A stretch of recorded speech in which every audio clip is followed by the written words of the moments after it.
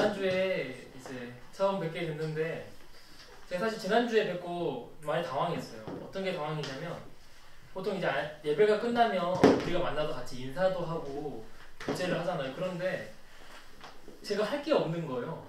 그리고 시간이 지나니까 다 가시고 저도 참 선교사로 왔지만 할 수 있는 게 없다는 생각이 많이 들었습니다. 그런데 그때 제 머릿속에서 생각나는 게 목사님의 말씀이었는데요. 정말 제가 이 성탄교회에 와서 할 것은 말씀이구나 하는 생각이 들었어요. 이렇게 코로나를 통해서 우리가 교제를 할 수 없게 된 것은 우리가 좋은 말씀을 통해 교제하고 우리 가운데 예수님이 나타날 좋은 기회라는 생각이 들었습니다. 네, 오늘은 하나님의 말씀은 그대로 이루어집니다는 주제로 설교하도록 하겠습니다. 범위는 출애굽기 4장에서 6장인데요. 제가 앞으로 출애굽기를 설교할 때 한 문단 한 문단 일일이 설명하고 넘어가는 것이 아니라 하나의 주제를 통해서 같이 보도록 하겠습니다. 그래서 이 시간은 함께 출애굽기 4장에서 6장을 펴놓으시고 같이 성경을 보시면서 설교를 들으시면 더 유익한 시간이 될 것입니다. 네. 성도 여러분께서는 하나님께서 성경을 통해 주신 예언에는 한 가지 공통점이 있는데 그것이 무엇이라고 생각하십니까? 잠깐 생각해 보시기 바랍니다. 아마 여러 가지가 있을 텐데요. 제가 말하고 싶은 공통점은 하나님의 말씀은 그대로 이루어진다는 것입니다. 출애굽에 대한 예언 또한 아브라함과 야곱에게 주어졌고 하나님께서는 특별히 모세에게 출애굽이 있기 전 어떠한 일이 있을지를 미리 말씀해 주셨습니다. 함께 출애굽기 3장 18절에서 22절 말씀을 함께 보시겠습니다. 출애굽기 3장 18절입니다. 네, 본문이 길기 때문에 제가 짧게 요약하고 지나가도록 하겠습니다. 본문의 눈으로 봐주시기 바랍니다.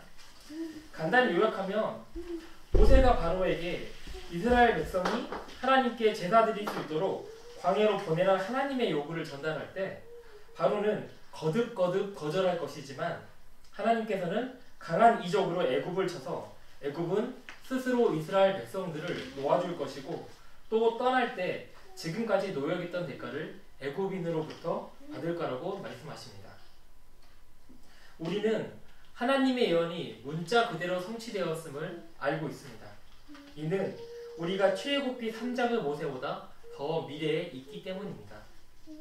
그러나 출애굽 시점에 있는 모세는 이를 확신하지 못했습니다. 지금부터 이러한 모세의 모습을 성경을 통하여 확인하도록 하겠습니다. 출애굽기 4장 1절을 함께 보도록 하겠습니다. 출애굽기 4장 1절에서는 모세는 이스라엘 자손들이 하나님을 믿지 않을 거라고 이야기합니다. 그리고 4장 10절을 보시겠습니다. 4장 10절에서는 자신의 혀가 둔하기 때문에 이 사역을 감당할 수 없다고 이야기합니다. 그리고 넘어가서 5장을 보면 모세와 아론이 바로에게 찾아가는 장면이 나옵니다. 이들은 이스라엘 백성들을 광야로 보내서 자신에게 제사하게 하라는 하나님의 요구를 전달하지만 바로는 거절합니다. 그리고 백성들에게 더욱 가혹한 노동을 시켜서 모세와 아론을 원망하게 만듭니다. 백성들의 원망을 들은 모세와 아론은 어찌할 바를 몰라서 하나님께 기도드렸습니다. 함께 5장 22절, 22, 23절 함께 보시겠습니다. 5장 22, 23절을 보시겠습니다. 제가 읽도록 하겠습니다. 모세가 여호와께 돌아와서 아뢰 때 주여 어찌하여 이 백성이 학대를 받게 하셨나이까? 내가 바로에게 들어가서 주의 이름으로 말한 후로부터 그가 이 백성을 더 학대하며 주께서도 주의 백성을 구원하지 아니하시나이다. 모세는 크게 좌절했습니다. 그가 좌절한 까닭은 4장 29절 31절을 보시면 백성들에게 하나님의 이적을 보여주었을 때는 백성들은 하나님을 믿고 경배했습니다. 그러나 그들은 5장 21절을 다시 보시면 그들이 핍박을 받을 때 너희 때문에 이런 시련이 왔다며 도리어 하나님께서 너희를 심판하기를 바란다면서 거절했기 때문입니다. 하나님께서는 현실에 좌절한 모세에게 6장 1절에서 이렇게 말씀하십니다. 출애굽기 6장 1절입니다. 여호와께서 모세에게 이르시되 이제 내가 바로에게 하는 일을 내가 보리라. 강한 손으로 말미암아 바로가 그들을 보내리라. 강한 손으로 말미암아 바로가 그들을 그의 땅에서 쫓아내리라. 절망스러운 상황 속에서도 모세는 흔들리지만 하나님의 약속은 변함이 없습니다. 하나님께서는 너는 내가 너에게 명령한 일을 하라고 모세를 일으켜 세우십니다. 그리고 다시 6장 9절을 보시면 모세가 하나님의 말씀을 이스라엘 백성에게 다시 전달하지만 이스라엘 자손들은 그들의 마음 상황과 가혹한 노력으로 말미암아 모세의 말을 듣지 않습니다. 참 이상한 부분입니다. 이스라엘을 괴롭게 한 당사자는 바로입니다. 그들을 노예로 만든 것도 바로이고 그들의 아들들을 하수에 던져서 죽게 만든 것도 바로입니다. 그런데도 이스라엘 백성들은 이 모든 괴로움이 하나님으로부터 온 것처럼 생각하고 하나님의 말씀을 거부합니다. 생각할수록 이상합니다. 이스라엘 백성들은 애굽에서 노예로 매우 고통받고 있음에도 불구하고 하나님의 구원을 거부합니다. 왜 그러는 것일까요? 부조와 선지자의 말씀은 이 모순적인 이스라엘 백성의 태도를 이렇게 설명하고 있습니다. 히브리 사람들은 신앙의 시련이나 실제적 고통과 어려움 없이 자유를 얻게 되기를 기대해 왔다. 많은 사람은 낯선 땅으로 이주하는 데 따르는 고난을 당하기보다 차라리 노예 상태로 머물러 있는 것을 만족하게 여겼다. 어떤 사람들은 그들의 습관이 애굽 사람들의 습관과 거의 흡사하게 되었기 때문에 애굽에 거하기를 좋아했다. 말씀은 이스라엘 자손들의 상태를 그들은 아직 해방될 준비가 되지 않았다고 말씀합니다. 현재 모세에게 닥친 어려움은 첫 번째는 세상의 최고의 권력을 가진 바로의 맹렬한 반대이고 두 번째는 이 출애굽을 해야 될 당사자들인 이스라엘 자손들의 무관심이었습니다.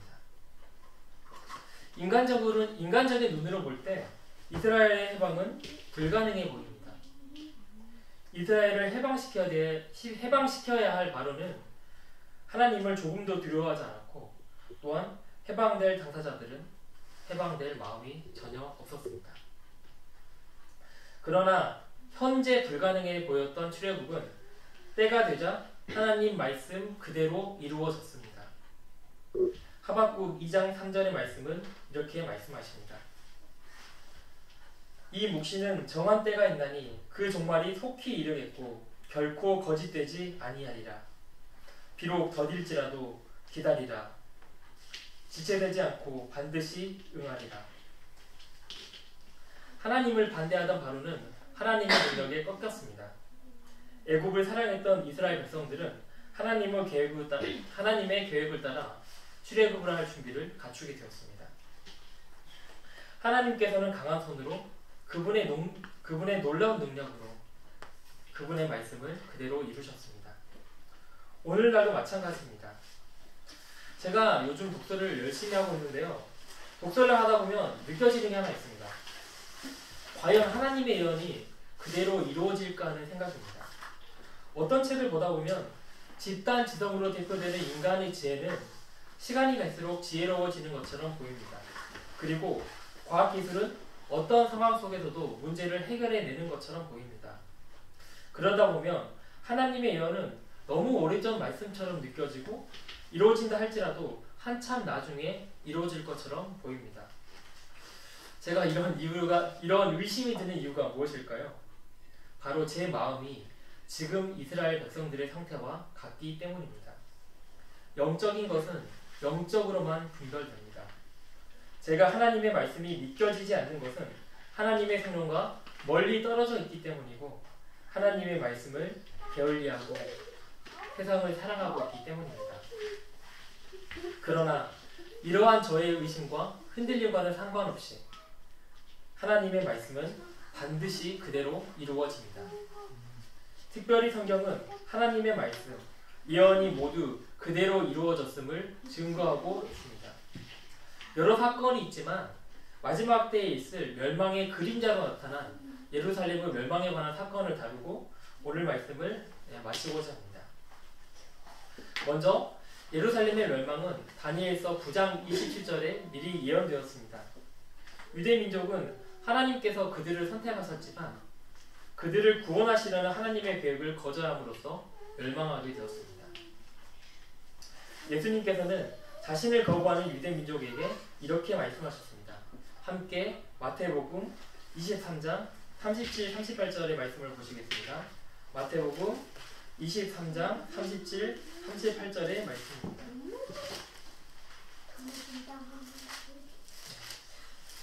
제가 읽도록 하겠습니다.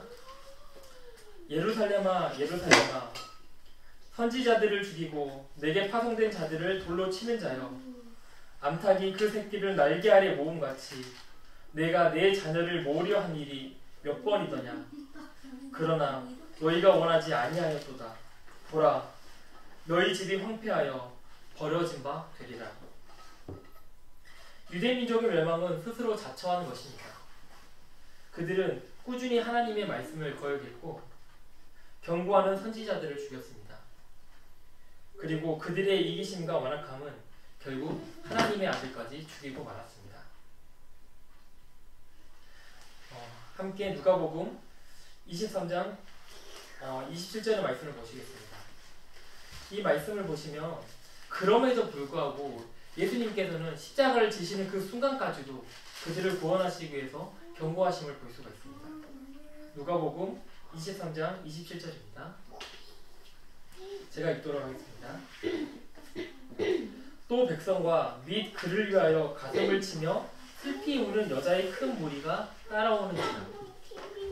예수께서 돌이켜 그들을 향하여 이르되 예루살렘의 딸들아 나를 위하여 울지 말고 너희와 너희 자녀를 위하여 울라.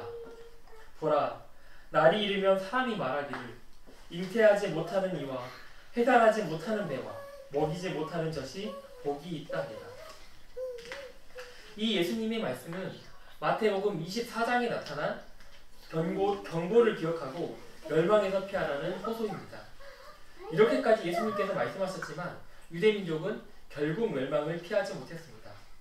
유대민족은 예루살렘이 멸망하는 일은 절대 없을 거라 생각했습니다. 그들은 예수님의 말씀보다 스스로의 판단을 믿었습니다. 각 시대의 대쟁투의 말씀은 이렇게 설명합니다. 헤롯이 다스리던 당시의 예루살렘은 매우 아름답게 단장되었을 뿐만 아니라 탑과 성벽과 보르들을 세웠고 더욱이 지세까지 좋았으므로 그 성이야말로 함락시킬 수 없는 성과 같았다.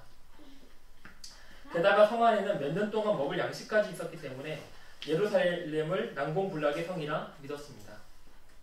그러나 예수님께서는 마태복음 24장에서 멸망에 가증하는 것이 거룩한 곳에 선 것을 보거든 조금도 지체하지 말고 도망하라고 말씀하셨고 그리스도인들은 이 말씀을 기억합니다. 예수님께서 돌아가시고 40년이 지납니다. 로마군이 나타나서 예루살렘을 포위합니다. 반란을 일으킨 유대민족을 처벌하기 위해서입니다. 당시는 장막절이라 모든 유대인들이 예루살렘에 모여 있었습니다. 그리스도인들은 예루살렘에 거주하는 이들도 있었고 지방에 살고 있는 사람들도 있었습니다. 지방에 살고 있는 그리스도인들은 그들을 압박하던 유대인들이 예루살렘으로 떠났기 때문에 로마군이 다 들이닥치자마자 바로 피난할 수 있었습니다.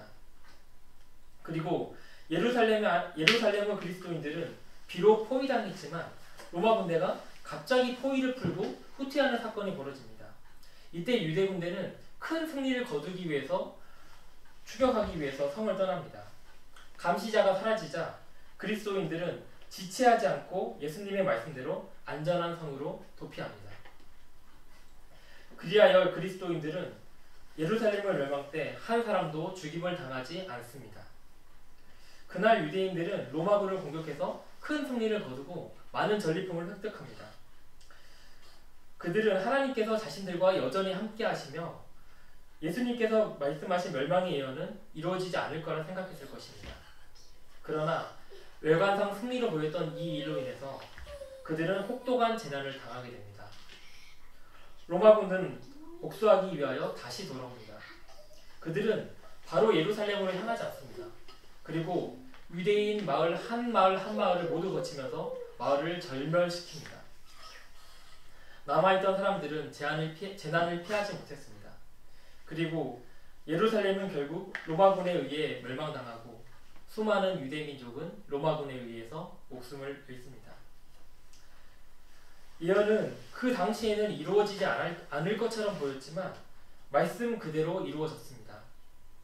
그리고 그 경고에 유의하고 순종했던 자들은 멸망을 피할 수 있었습니다. 오늘날 이 시대를 사는 우리에게 주어진 현대 진리 또한 하나님께서 우리를 구원하시기 위하여 우리에게 주셨습니다. 우리가 이 말씀을 기억하고 말씀에 순종한다면 우리는 구원받을 것이지만 무시한다면 우리는 세상과 함께 멸망할 것입니다. 하박국 2장 3절의 말씀대로 지금 하나님의 말씀이 지체되는 것처럼 보일지 모릅니다. 그러나 지체는 우리를 구원하시기 위해 예수님께서 자신의 피로 호소하시며 은혜의 시기를 연장하시기 때문입니다. 우리 모두 예수님의 은혜로 더 주어진 이 은혜의 시기 동안 하늘 지성소로 들어가 예수님께서 우리에게 주시고자 하는 그 구원을 꼭 받으시길 바랍니다. 오늘은 하나님의 말씀은 그대로 이루어진다는 주제로 출애굽기 4장에서 6장까지를 함께 살펴보았습니다. 다음 주는 열 재앙을 함께 연구하며 하나님께서 재앙을 허락하신 이유와 재앙 가운데 나타난 하나님의 보호와 사람들의 반응을 함께 살펴보도록 하겠습니다. 제가 기도하고 마치도록 하겠습니다. 하늘에 계신 우리들의 하나님 아버지, 이 혼란한 시기 속에서도 저희를 항상 지켜주시고 오늘 이 안식을 허락해 주셔서 감사합니다. 아버지, 정말 저희가 부끄럽게도 너무나 오랫동안 아버지의 말씀을 듣지 않았고 이 세상이 평안하여서 그 평안이 영원할 것처럼 살아왔습니다. 아버지, 이런 저희의 죄를 용서해 주시기를 간구드립니다. 그리고 이제는 예수님의 호소를 들을 수 있도록 도와주시길 간구합니다. 저희가 세상을 사랑하지 않고 예수님을 더욱더 사랑할 수 있도록 도와주시고 저희가 말씀을 연구하고자 할 때 성령을 보내주셔서 저희가 예수님을 알 수 있도록 예수님을 정말 깨달을 수 있도록 도와주시길 간구합니다. 주님, 저희가 이토록 연약한데도 저희를 위해서 중보해 주신 그 은혜에 너무나 감사드립니다. 이 시간 성삼교회 교우분들을 위해서 기도드립니다. 아버지, 저희가 정말 함께 예수님을 알고 예수님을 사랑할 수 있도록 도와주시고 어려움 중에서도 예수님을 바라볼 수 있도록 도와주시고 예수님께서 저희를 보호하시고자 하는 그 보호를 받을 수 있도록 도와주시길 간구합니다. 남은 안식일 동안 제가 예수님을 더욱 알고 성령과 동행하기를 원하오니 주님, 저희와 함께 해주시기를 간구드립니다. 예수님 이름으로 기도 올렸습니다. 아멘.